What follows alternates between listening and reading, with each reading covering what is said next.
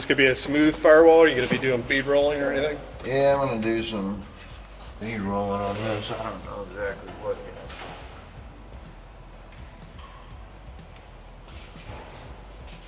I think I'm gonna do some hammer forming. I think Charles wants it deeper, you know, than our bead roll normally. So. Hammer forming? Yeah, you know how I have Nick cut me out them steel templates, and then I use the air hammer and. Oh, okay. Yeah, that'll be cool to show off. Yeah. It's a neat process. A little different than what we normally do. You sneaking up on me? Sneaking No, up on I'm just watching. I can't run the saw while the man's talking. I'm done. You can go make some noise. I'm done talking. Ain't talking no more. All right, I'm sorry. That's it. That's all I get from you today, That's Mark. it. I can go home.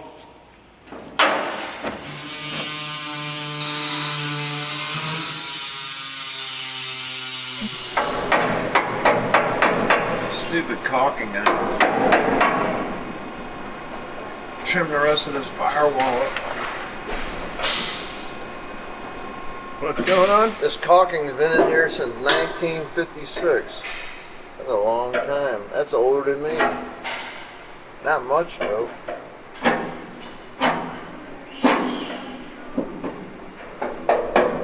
This stuff sucks. Well, you can't leave it in there because it burns, so you start welding around it and it starts catching on fire. It's like, it's still soft like gummy. It's amazing it stays like that forever.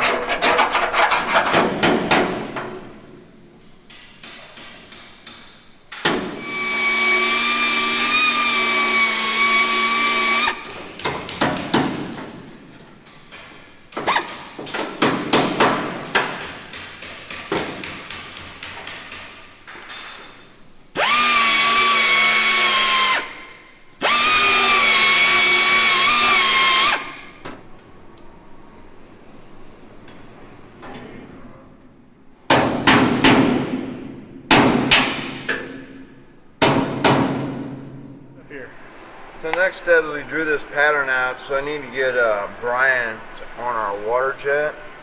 And he's going to basically cut me out a 1/4 inch plate pattern that'll go around this line here. And then I will hammer this whole section down, and this will all stay up. So this will all be down, and then he'll have to cut me another piece of 1/4 inch in this pattern to go around the motor. And then I'll tack that on there, and this section will get hammered down again. So it's basically going to have 2 step downs in this firewall, which is something I haven't done yet. So This is hammer forming like you did the bed? yeah, exactly. So it'll have that nice deep look, you know, on a rolled edge all the way around, and then when we get here, it'll do the same thing again. So it'll be a double step. It'll be pretty cool. Then he's going to cut them so that they're the same length, so that way I can actually take both patterns, this one and this one, and once I do one, I can line it up with the edge of my sheet metal, and then when the next one's ready, I can just line it up too. That way that should get me perfectly aligned spacing here on this, so keep our fingers crossed. That's the plan. That's the plan. It's always the plan. Yeah. See if that plan works. I'll get some 1/4 inch steel and get this cut out. Well, Brian's got to draw it up first, so once he gets it drawn up, he can cut it. So now I need to find Brian. Need to find Brian. Hound him. The first question will be, when do you Where need you at, it? Brian?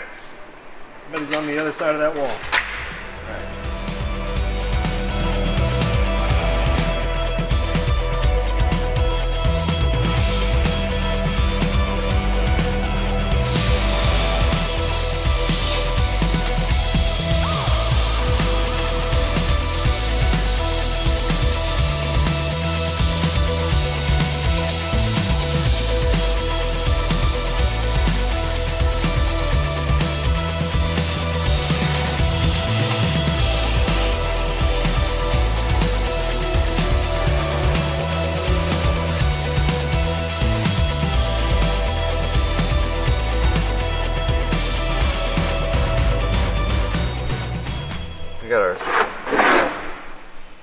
pencil tacked on here. So now I'm gonna cut it loose. We're gonna weld a piece back in here that Brian cut for me, which is over here. Then we're gonna hammer this inside down again.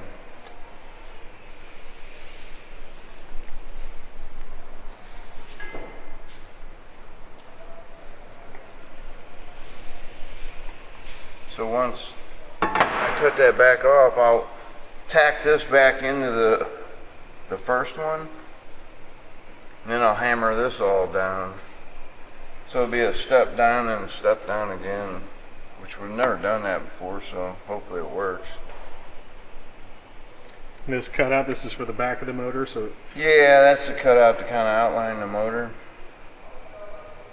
We needed a little bit of clearance on the, mainly on the left side of the motor because the head's offset, you know. So this will give us, really it only gives us a ½ an inch. It looks like a lot more, but I said it's a big area to hammer down. I mean, the middle section is going to go down again like this, so I mean, this section's not a big deal, but like there's a little bit of a wave in here. I'm going to have to hammer that and get it straight. Other than that, it looks pretty good. This will get cut off down here at this line, all the way across, and then our toe kick will come up to that. the toe kick, what's that? The toe boards, this section right here. Oh, gotcha. So, because I can't do it all in one piece. One, I can't break this after it's hammered.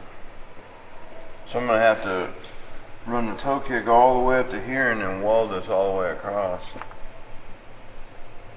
So that's gonna be fun. Another fun, tricky piece. Yeah. I don't understand why this is like funky right there.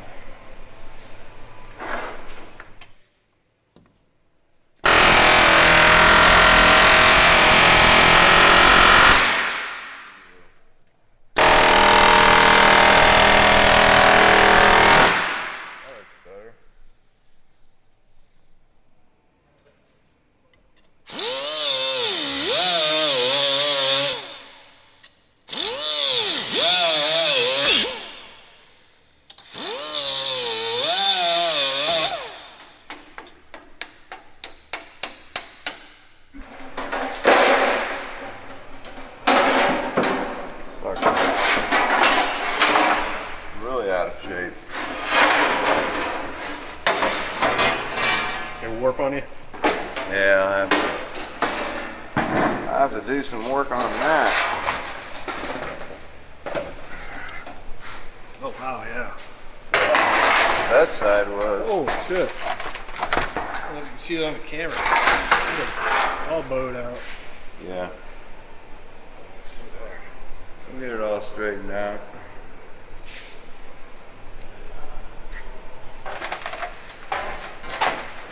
CPR.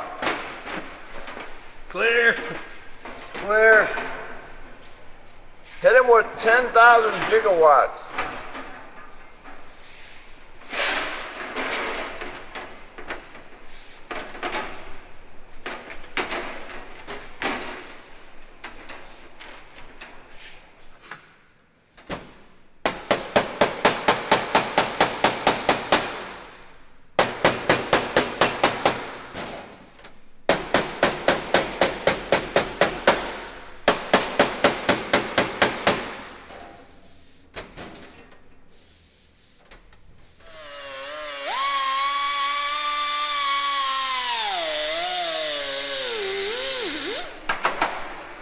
So yeah, both of your shapes hammer formed in there. What's the next step?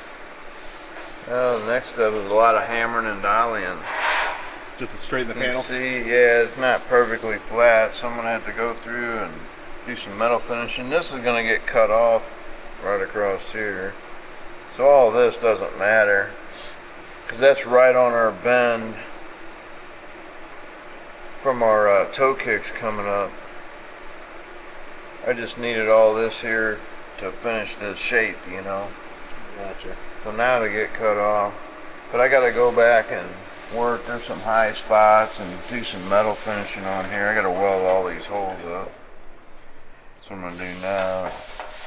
What are those holes for? Those were screwed in to hold this pattern because Okay. when you hammer this down, it's gonna want to pull in. Gotcha. And it keeps some of the warping down, like it's gonna pull. Then it's like there's a lot here that's got to be done.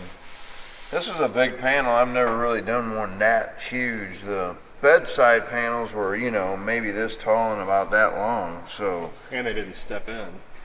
yeah, I mean it stepped in. I mean, just double step. yeah, not double step though. No, this is the first time I've ever tried that. Turned out pretty good. Yeah, I'm surprised it didn't warp more. Yeah, I mean that metal stretched pretty good. You figure this is a 1/2 inch stretched in there. That's a lot. Yeah. And I mean it didn't tear or even act like it was going to. So, but then after that, I cut off a piece of our actual stencil. We'll use that 1/4 inch piece to border this for strength. And then I'll plug weld that to it, and then we're gonna cut another piece out of thinner 12 gauge, and it'll actually sit here, the exact shape around there, and go out over that 1/4 inch piece. Because Is that cosmetic or is that for strength? no, it's for strength because we had to do this out of 6 or 18 gauge because it's Yeah. we couldn't get 16 gauge to do this. So we'll have this spot welded to there, and then we'll have a piece of 12 gauge backing all this, and it'll overlap this. Oh, so this piece is going to go back in and stay Yeah, it'll go in and stay for strength. for strength. Yeah. Gotcha. And then the whole piece, it's going to be kind of heavy, so hopefully it's not too bad. It'll definitely be stronger. Yeah, I mean we got to have the strength on it. Otherwise it's pretty flimsy. If that was 16 gauge, it would be good enough.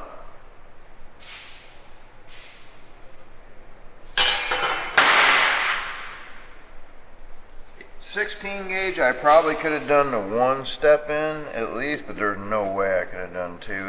It was pretty hard on this 18 gauge to get it to go, but it went in there. So.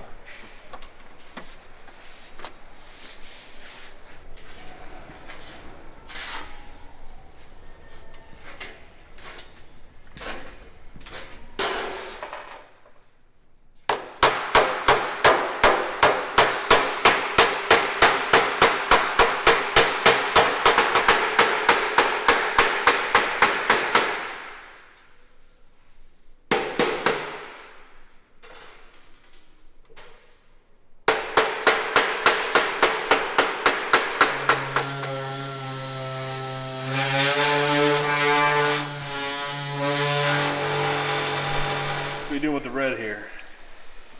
Just trying to get this a little smoother. So we take the red, it's a guide coat, so now I'll just take this and sand over it. And this tells me where all the high spots are and how bad they are.